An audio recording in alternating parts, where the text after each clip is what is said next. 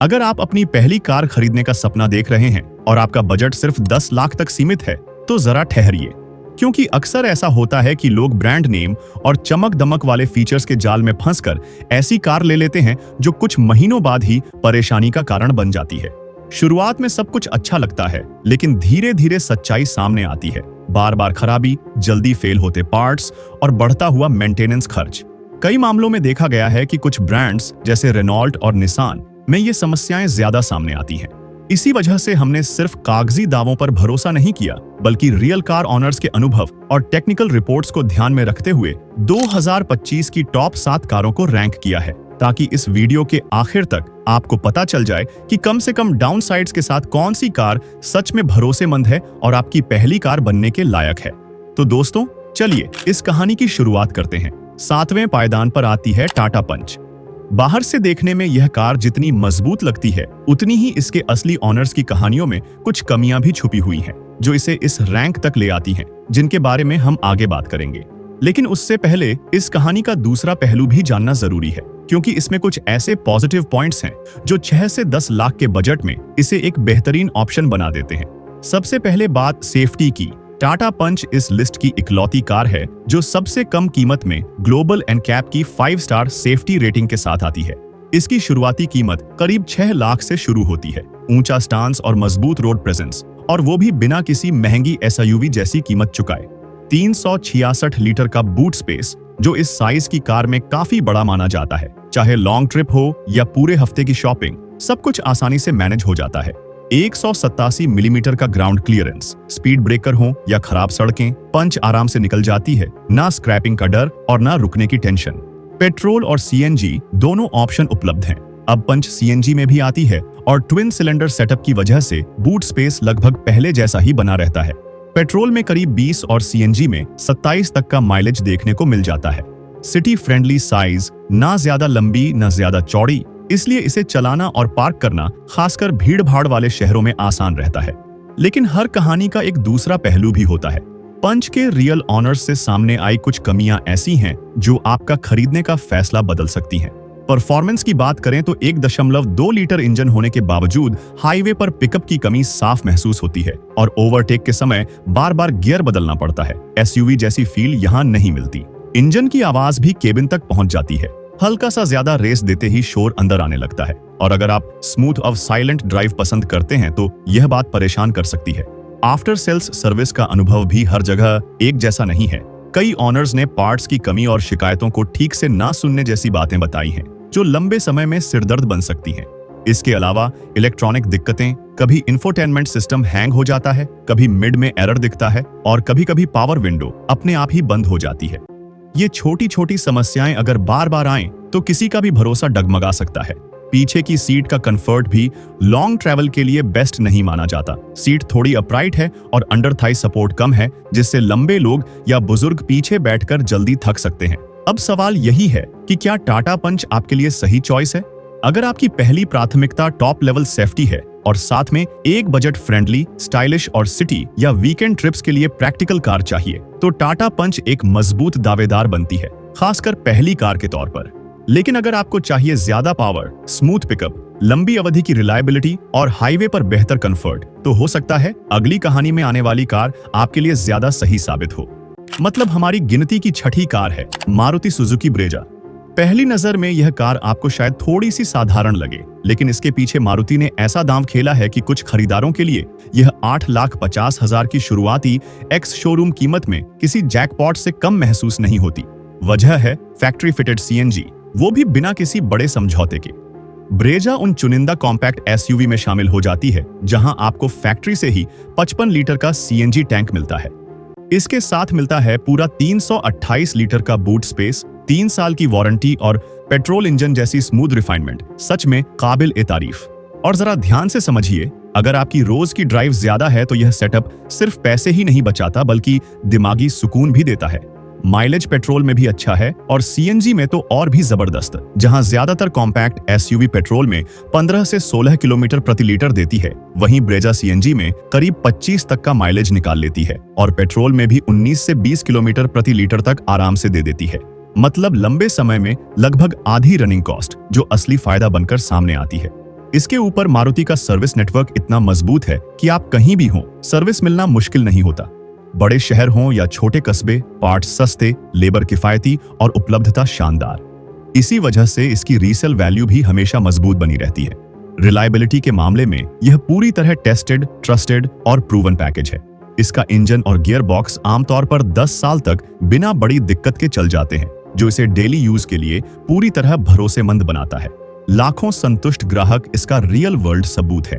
पहले जहां ब्रेजा में सिर्फ ड्यूल एयर बैग मिलते थे, वहीं अब अपडेटेड वर्जन में पूरे 6 एयर बैग दिए जा रहे हैं। एडल्ट सेफ्टी में 4 और चाइल्ड सेफ्टी में 2 स्टार रेटिंग के साथ यह अब पहले से ज्यादा सुरक्षित और फैमिली फ्रेंडली हो चुकी है। लेकिन जैसा शुरू में कहा था, कोई भी कार परफेक्ट नहीं होती। इसमें भी कुछ कमियां हैं।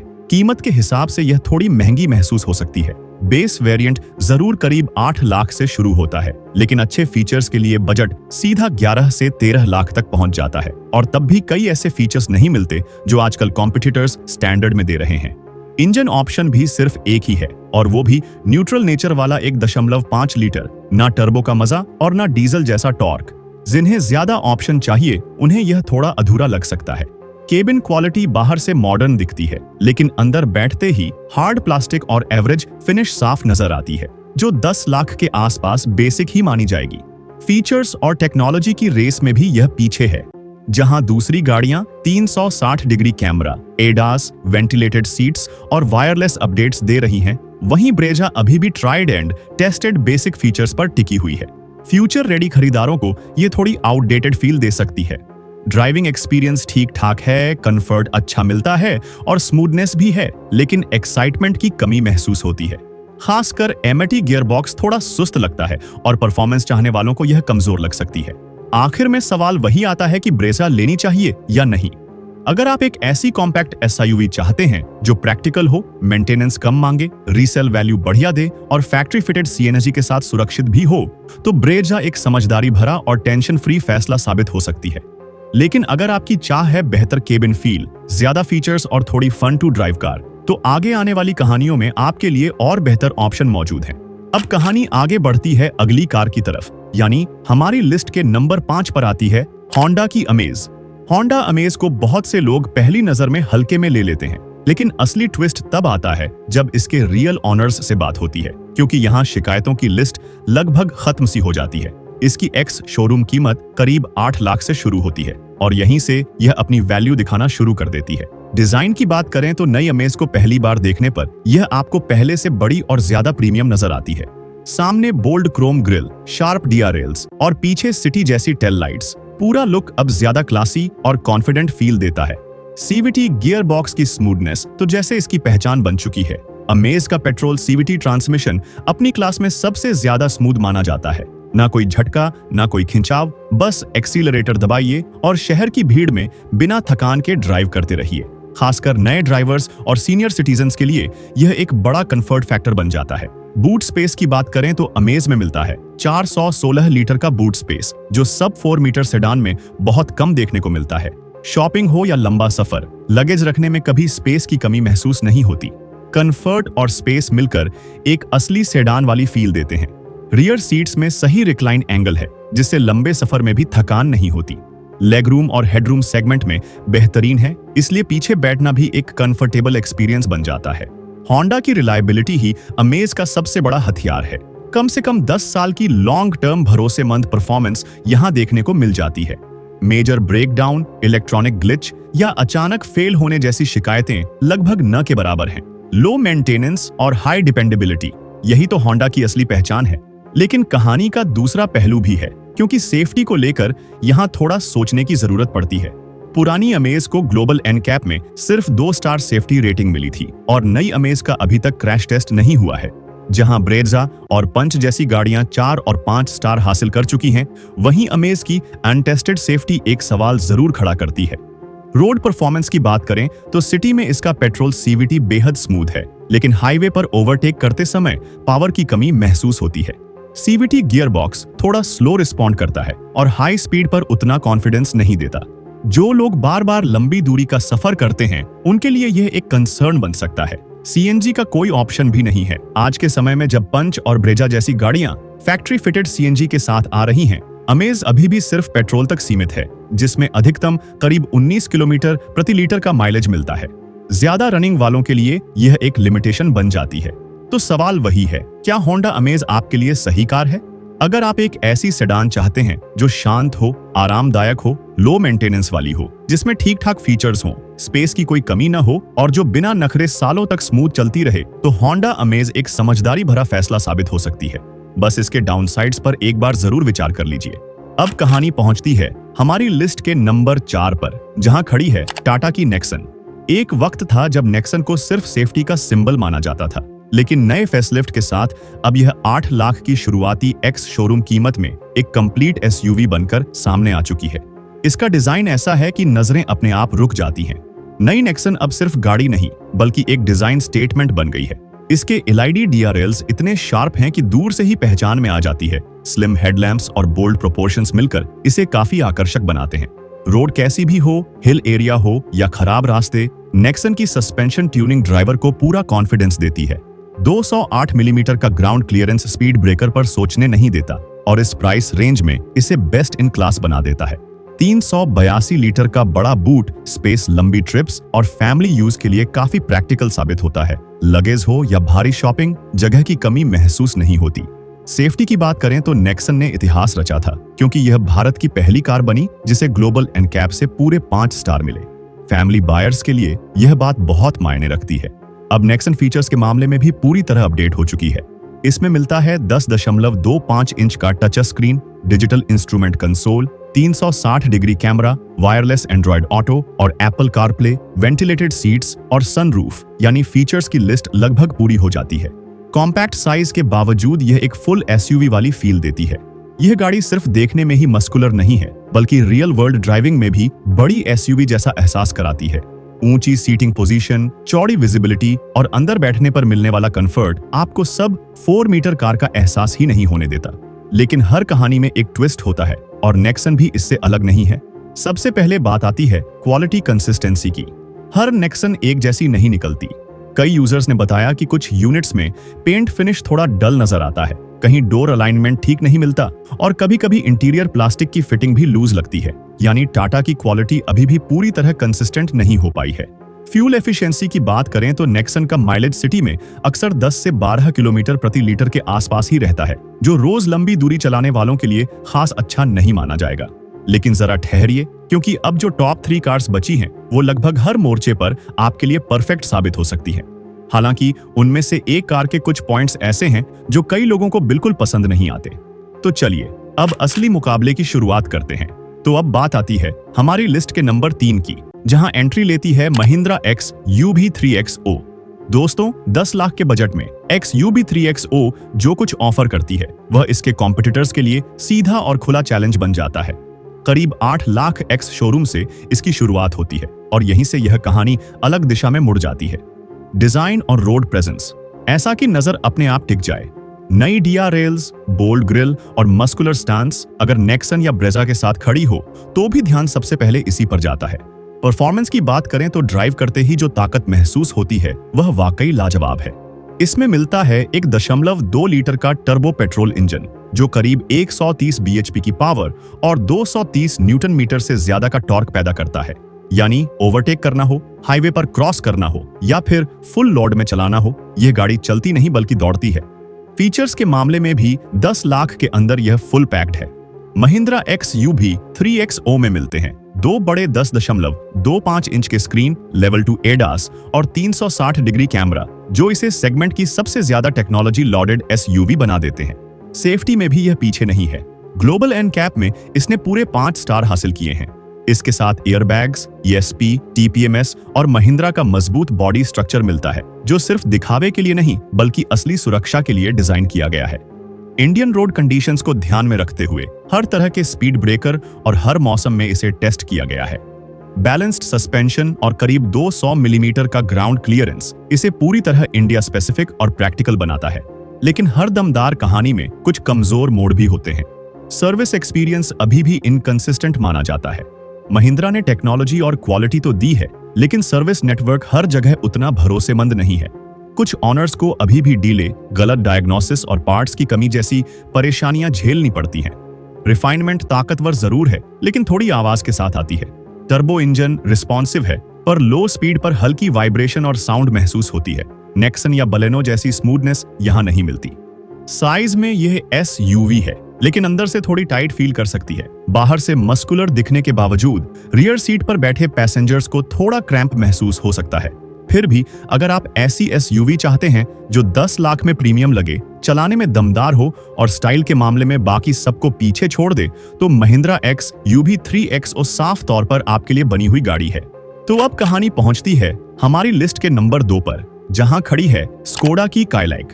पहले ही साफ बता दूं, यह गाड़ी हर किसी के लिए नहीं बनी है, लेकिन जो इंसान एक बार इसमें बैठ गया, उसका मन फिर किसी और कार में जाने का नहीं करता। कीमत की बात करें तो यह करीब 8 लाख एक्स शोरूम से शुरू हो जाती है। बिल्ड क्वालिटी के मामले में स्कोडा ने यहाँ कोई समझौता नहीं किया। आपको एक सॉलिड और भरोसेमंद फील मिलती है। परफॉर्मेंस इसकी सबसे बड़ी पहचान है। इसमें मिलता है 1.0 लीटर TSI इंजन जो 114 PS की पावर और 178 न्यूटन मीटर का टॉर्क जनरेट करता है और 0 से 100 की रफ्तार करीब 10 सेकंड में पकड़ लेता है, जिसे चलाते वक्त चेहरे पर अपने आप मुस्कान आ जाती है। सेफ्टी में भी यहाँ कोई कॉम्प्रोमाइज नहीं किया गया है। भारत NCAP में 5 स्टार रेटिंग के साथ 6 airbags, ESP, hill hold, TPMS और 25 से ज्यादा सेफ्टी फीचर्स इस गाड़ी को फैमिली और एडवेंचर दोनों के लिए बेस्ट इन क्लास बनाते हैं। टेक्नोलॉजी और लग्जरी का कॉम्बिनेशन भी जबरदस्त है। इंफोटेनमेंट सिस्टम में वायरलेस एंड्रॉयड ऑटो और एप्पल कारप्ले, साथ में 8 इंच का digital instrument cluster, segment first ventilated seats, electric sunroof और क्रूज कंट्रोल जैसे फीचर्स मिलते हैं, जिससे फीचर्स की लिस्ट कहीं से भी अधूरी नहीं लगती।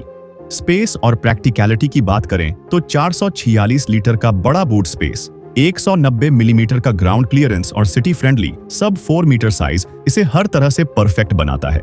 वीकली शॉपिंग हो या खराब रास्तों पर ट्रिप, अब टेंशन लेने की जरूरत नहीं पड़ती। लेकिन हर कहानी का दूसरा पहलू भी होता है। इसके डाउनसाइड्स पर नजर डालें तो इस कार में आपको सिर्फ पेट्रोल इंजन का ही ऑप्शन मिलता है, ना डीजल और ना ही कोई दूसरा इंजन चॉइस। पेट्रोल माइलेज भी मैक्सिमम करीब 19 किलोमीटर प्रति लीटर तक ही जाता है, जबकि सिटी में यह अक्सर 12 से 13 तक सीमित रहता है, जो ज्यादा डेली रनिंग वालों के लिए परेशानी बन सकता है। मेंटेनेंस के मामले में भी यह गाड़ी हल्की नहीं पड़ती। इसकी सर्विस कॉस्ट और पार्ट्स की कीमत दूसरी कारों के मुकाबले ज्यादा है, जो लंबे समय में जेब पर भारी पड़ सकती है। तो सवाल वही आता है, इसे खरीदना चाहिए या नहीं? अगर आप सिर्फ एक कार नहीं बल्कि एक फीलिंग खरीदना चाहते हैं, जहां थोड़ी ज्यादा रनिंग कॉस्ट के बदले प्रीमियम बिल्ड क्वालिटी, जबरदस्त फन टू ड्राइव और सेफ्टी का पूरा पैकेज मिले, तो इस स्कोडा को आप जरूर कंसीडर कर सकते हैं। अब कहानी अपने आखिरी और सबसे अहम मोड़ पर आती है, क्योंकि हमारी लिस्ट के नंबर 1 पर खड़ी है मारुति सुजुकी डिजायर, वो भी 10 लाख के अंदर। सच कहें तो यह एक ऐसी नियर परफेक्ट कार है जिसे खरीदते वक्त लोग अक्सर इसके पॉजिटिव्स को नजरअंदाज कर देते हैं, लेकिन इसके असली खरीदार दिल से खुश नजर आते हैं। कीमत की बात करें तो डिजायर करीब 7 लाख एक्स शोरूम से शुरू हो जाती है। पहले मारुति पर कमजोर बॉडी का जो ठप्पा लगा हुआ था, वह अब नई डिजायर के साथ काफी हद तक मिट चुका है, क्योंकि नए प्लेटफॉर्म पर बनी डिजायर ग्लोबल NCAP में पूरे 5 स्टार की सेफ्टी रेटिंग लेकर आ चुकी है। माइलेज के मामले में यह अपने सेगमेंट की चैंपियन है।